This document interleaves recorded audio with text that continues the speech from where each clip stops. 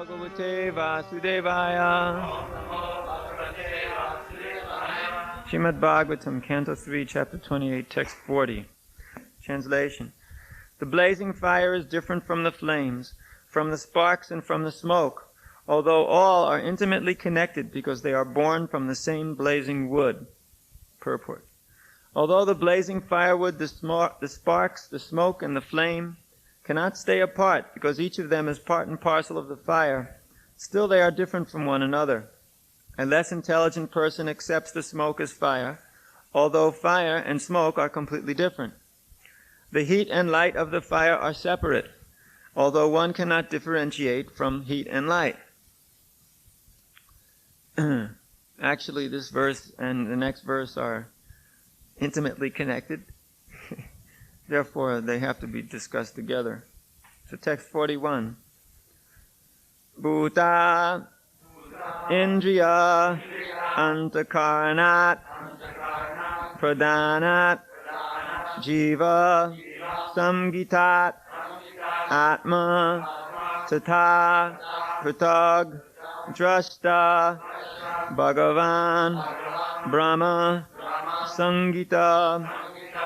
I'll just chant this. Bhutendriyanta karanat pradhanat jiva sangitat atma tata pratag drashta bhagavan brahma sangita.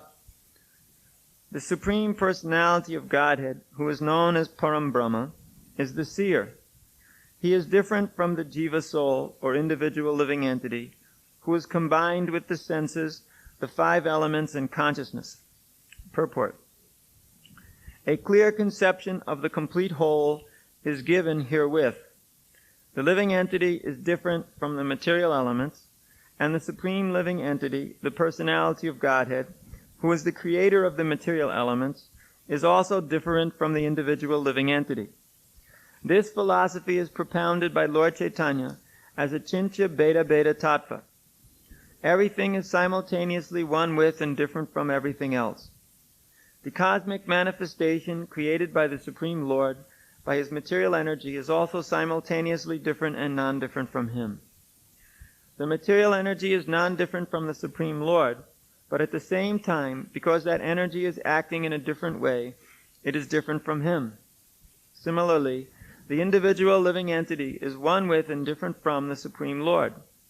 This simultaneously one and different philosophy is the perfect conclusion of the Bhagavata school, as confirmed here by Kapila Dev. Living entities are compared to the sparks of a fire. As stated in the previous verse, fire, flame, smoke, and firewood are combined together. Here the living entity, the material elements, and the Supreme Personality of Godhead are combined together.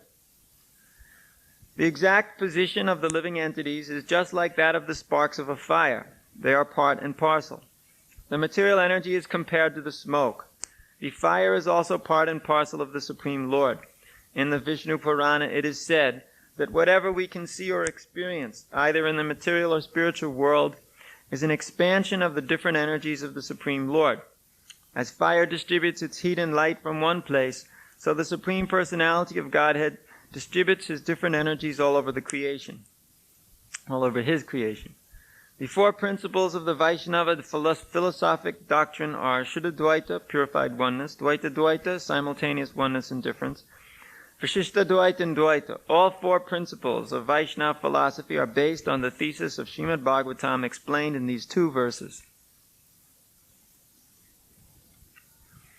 Yatol mukad vishpulinga dhumad vapi sambhavat apyat mat vena bimatad jatagni pratagul mukat Bhutendriyanta karanat pradhana jiva sangita atmatata pratagdrashta bhagavan brahma sangita.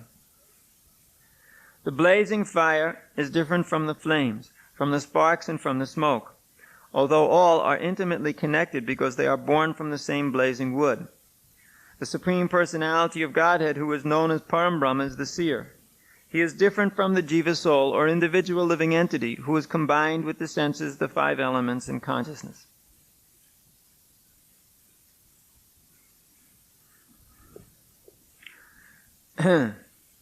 So the example given here is very nice, being that it explains the essence of all the philosophies of the Vaishnava doctrines.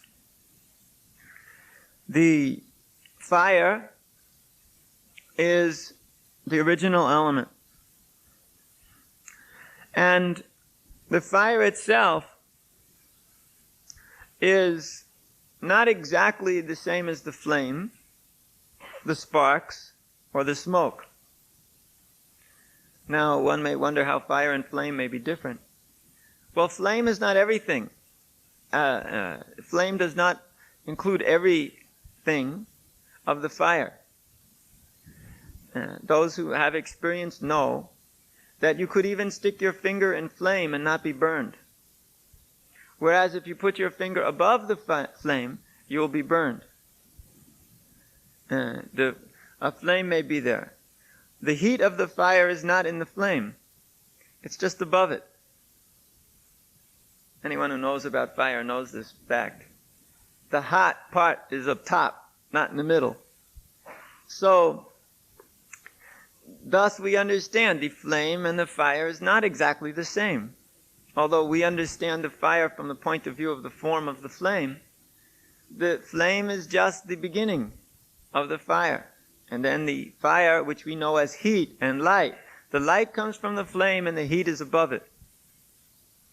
Don't ask me to explain why. I couldn't do it. So, the flame and the fire, the heat, the light, the spark, the smoke, all these different elements of that fire combine together and produce the effect known as the fire. So that means there's a simultaneous oneness and difference between the fire and the flame and the smoke and all these things. Because they're all part and parcel of fire. In other words, you can't have fire without smoke. You can't have fire without heat. But these things are not the same.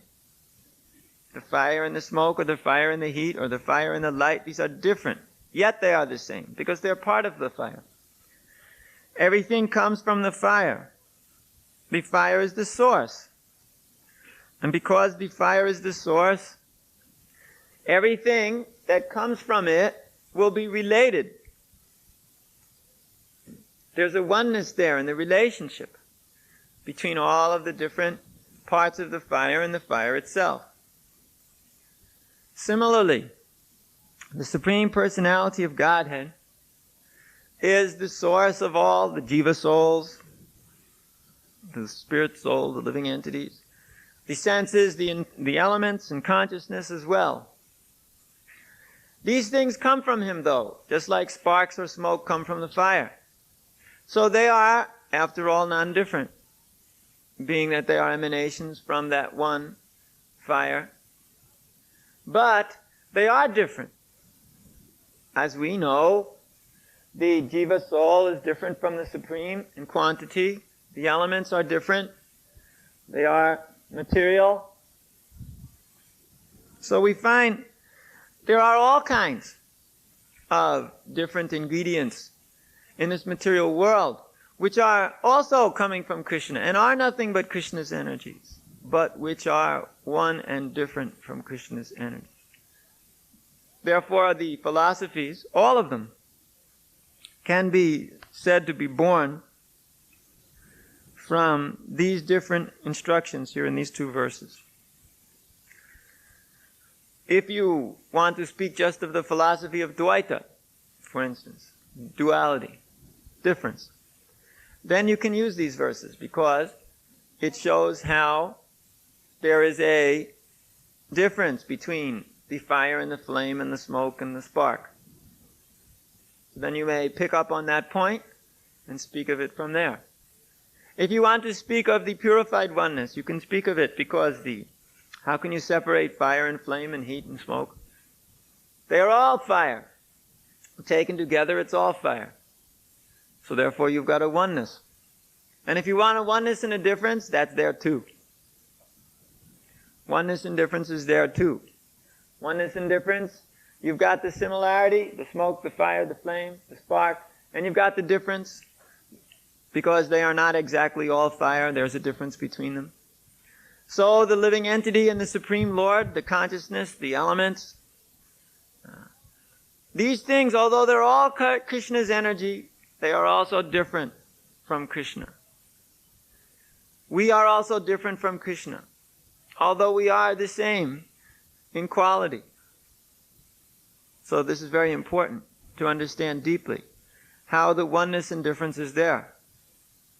This is understood most perfectly by the pure associates of Krishna.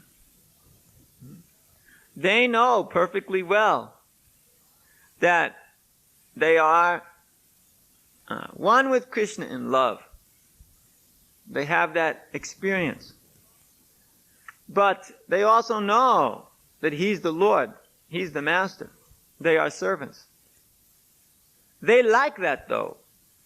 The difference between the eternally liberated soul and the conditioned soul is that the eternally liberated soul likes the idea. He likes the position of being Krishna's servant. He likes to be subordinate to Krishna. He likes that Krishna enjoys him. Whereas the conditioned soul doesn't like those things. He wants to act as if he was Krishna. Therefore, in this world, we all take the position of enjoyer. We all take the position of enjoyer, and we want to make others subordinate to us, and we want to make others our sense object. And we want to enjoy others and other things, and in this way we accept ourselves as Krishna. Therefore, we become envious of others because others are not very much interested in being in that position. They are getting frustrated when we use them for enjoyment because they want to use us for enjoyment. They get frustrated when we don't recognize them as the Supreme. And they are frustrated when we are frustrated when they are frustrated when we don't recognize them as the Supreme, and they don't recognize us as the Supreme. Everybody's frustrated. In this world, we have many frustrated jiva souls. Every jiva soul whose condition is frustrated because he's not getting that respect and worship that he thinks he should from others. And he's not getting that feeling, just like Krishna, everybody is throwing themselves at the lotus feet of Krishna. But the conditioned soul, nobody's throwing himself at his feet. Unless it's to get something from him, as in business. And that's not so satisfactory. Just like so many businessmen have relationships. But their relationships become not very satisfactory because everybody knows what's the purpose of those relationships. It's simply to get sense gratification, making money or making some contacts or something. The whole purpose of it is for exploitation. Therefore, nobody's very interested in business relationships over long periods of time. So long as there's money to be made, friendship is there. As soon as money's not there anymore, they couldn't care less. But that is the complete opposite. All of these conceptions are the complete opposite of the relationships between the Supreme Personality of Godhead and His devotee. Krishna's relationship with us and with all of the other associates of the Lord is based on love. That means there's no business here. Just see how we conditioned souls are forgetting Krishna. And we fall into Maya periodically. But Krishna doesn't reject us or forget us. He's there, always waiting for us to just come to our senses and surrender to Him. Especially now in this crazy age of Kali, when things are about as bad as they can get. One would think, how can they get worse? But yes, they will get worse. People will shrink in size, shrink in age, become even more demoniac, if it's possible. Yes. weather will get even worse. Either it's freezing cold or boom, it's too hot and everybody's sweating. We find these extremes are there in Kali Yuga, getting worse, extremes. Now, Krishna, he is steady. He's steady in his relationships. Because he's not envious of anyone, neither is he whimsical, neither is he chanchala, flickering. He's steady. His relationships with others are very steady. He is solid. Krishna is the support of everything. Therefore, he is, of course, by definition, solid. Everything is resting on a solid basis. We, on the other hand, are fickle. That means not very steady. We are flickering like a flame, which does not stay steady in the wind, dancing here, there, moving around. Because we are not non-envious, we are envious. We are not solid because whenever the opportunity for sense gratification arises, we jump for it. And we don't have love for Krishna because we're so busy loving our own material senses. So we are known as fallen. That means we're not very Krishna conscious, low class, because of our offenses that we're continually committing against Krishna, born of lust. But Krishna is not like that. He does not have or make like cheap love. Our love is cheap because it can be changed at any moment simply due to the fact that there's no sense gratification coming anymore. But Krishna's love is not like that. One who actually begins to appreciate how Krishna is not like us actually begins to learn non-enviousness. It's such an obvious point in one sense, but it's a deep realization to learn that Krishna doesn't deal like we do. He's not whimsical like that. He's not flickering like that. Krishna deals in a different way. He deals with love. That is the difference between us and Krishna. Krishna deals with us in love, whereas we deal with him as if he was a servant or as if he was like us. Interested in flickering relationships which come and go according to the desires of the senses. So when we understand the truth about Krishna, then we will actually begin to appreciate him. When we begin to understand he's not like us. After all, he lifted Govardhan Hill on his left pinky for 7 days. So how he can be like us? Krishna is not like us. He's much greater than us. But he's like us in the sense that we're like him. We think Krishna is like us. But Krishna is not like us, we're like him. Devotee, he doesn't think Krishna is like me. Then that implies that the Supreme is in my form.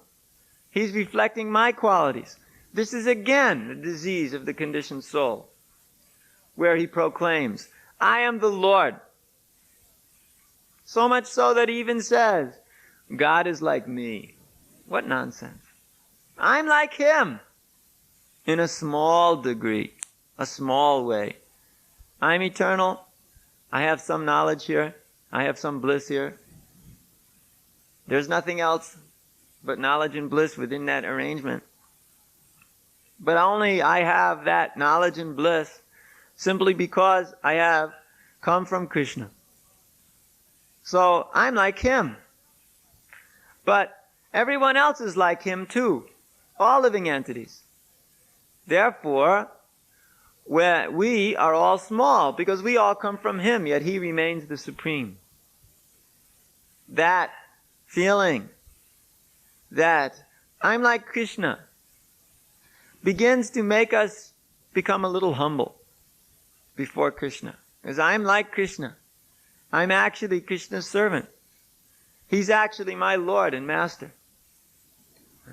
I'm like him But now I'm thinking of him as my servant. Even the so-called pious persons, they say, they pray to God with the give me prayer. Give me days, give me bread, give me freedom from sinful reactions, give me liberation. Give me. In the Veda also we find dharma, artha, kama, moksha. These are also gimmes. Give me piety, give me economic development, give me success, and give me sense gratification. And if I don't make it, give me liberation. All forms of gimme are there also in the Veda. Fruitive desires. Everybody in this world thinks about getting things. But in the spiritual world, the gopis don't think about getting. They think about giving. All the associates of the Lord want to give to him. They're not interested in getting. They want him to take what he wants from them. If he would say, they will immediately give. And even before he says, they will give. Anything which means Krishna takes, Krishna accepts, Krishna is enjoying, Krishna is happy. That is what the associates of the Lord wish to give for Krishna. Therefore, Srimati Radharani is the leader of all of the associates and the gopis. Because she pleases Krishna the most, therefore all the gopis want to bring her in connection with Krishna as much as possible. That is real non-enviousness. Because they know Krishna is pleased most by her. Can you imagine the wife who, when seeing that her husband is more attracted to another, arranges for the other to come in connection with her husband? You can't imagine like that. Maybe somebody thinks like that for a few days until they actually do it. Then they're going to flip out in envy, flip out in jealousy. How this is possible? The demigods, on the other hand, when they are flying on their airplanes with their wives, who are seated on their lap, and they see Krishna, then the wives are totally attracted to Krishna. And the demigods encourage that. The wives, even though they're sitting on the lap of their husbands, the demigods, they become totally attracted to Krishna. And the demigods, they encourage that.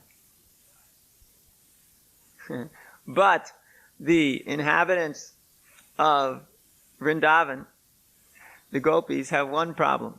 They're all married to somebody else. And those husbands don't like the fact that they run off to Krishna in the middle of the night. And they prevent them and they stop them. They're envious. They say, no, you can't run off to Krishna, you're my wife. The gopis don't care. They don't belong to anybody. Nobody can say, this is he's in charge of me, I'm his wife. They cannot, no one can say like that. The gopis would never say like that. The husbands may say, this is my wife, I'm in charge of her. The gopis don't believe that. They know that Krishna, that he's the Lord. They belong to him only. And if he blows his flute in the middle of the night calling them, nothing's going to stop them from coming. They'll just go. Otherwise, they'll give up their body. Because their body belongs to Krishna. So we find this is true understanding of the envy and non-envy. Yeah. Those who are interested in bringing others in connection to Krishna, those who are always wanting to do things for the satisfaction of Krishna, they are non-envious. And those who don't like that, or like that others are also attracted to Krishna, they are envious. Yeah. Therefore, we all are actually wanting to become servants of Srimati Radharani so that she will engage us in Krishna's service. Yeah. She will tell us what to do in Krishna's service. She will give us this guidance. Yeah. We want that. So she has her associates. And her associates are also having associates. The spiritual master is considered to be one of those servants. And he engages us in such a way that we work for the satisfaction of Krishna, not just for our own self-satisfaction. We work for the satisfaction of Krishna, without envy. Therefore, a spiritual master will simply engage us in Krishna's service. Some people complain about this. They say all the time, everything for Krishna. Don't you understand we're conditioned? We have to take for ourselves. Therefore, we are forced to also make arrangements for those who are still envious, so that they may also serve themselves, their bodies, their families, whatever. But in reality, our goal is you just serve Krishna, with no consideration of society, friendship, nation, family, love, or any of these things outside of Krishna. Only give to Krishna, only serve Krishna, only make all arrangements for the satisfaction of Krishna. Everything Krishna. This is the devotee, his mentality. Just make everything for Krishna. Then he gradually starts to develop his spiritual form when he develops this non-envious attitude. Idam tu te guyatamam pravakshami anasuyave. Jnana vijnana sahitam yajgatva mokshashe shuvat. Anasuyave means without envy. Krishna says, I'm going to teach this most confidential knowledge to you because you are not envious of me. Pravakshami anasuyave. This is the most important qualification in spiritual life, is that you're not envious of Krishna. Then there's all possibility of getting full transcendental spiritual knowledge. And jnana vijnana sahitam yajgatva mokshashe shubhat. This knowledge, when you receive it, this realized knowledge of the Supreme, will relieve one of all of the miseries and suffering conditions of the material existence. In other words, the material existence will continue to disturb one so long as one is envious of Krishna. And when one becomes non-envious of Krishna, then the material nature simply ceases to disturb the living entity. Maya is the servant of the Lord. And although Maya is giving us so much trouble because we are, after all, entrapped within this conditioned life, Maya, by making us suffer, makes us serious. Because when you don't suffer, you don't become serious. We find that there's a problem this year in Germany. The weather has been good. That's a problem. And people are not suffering because of that anymore.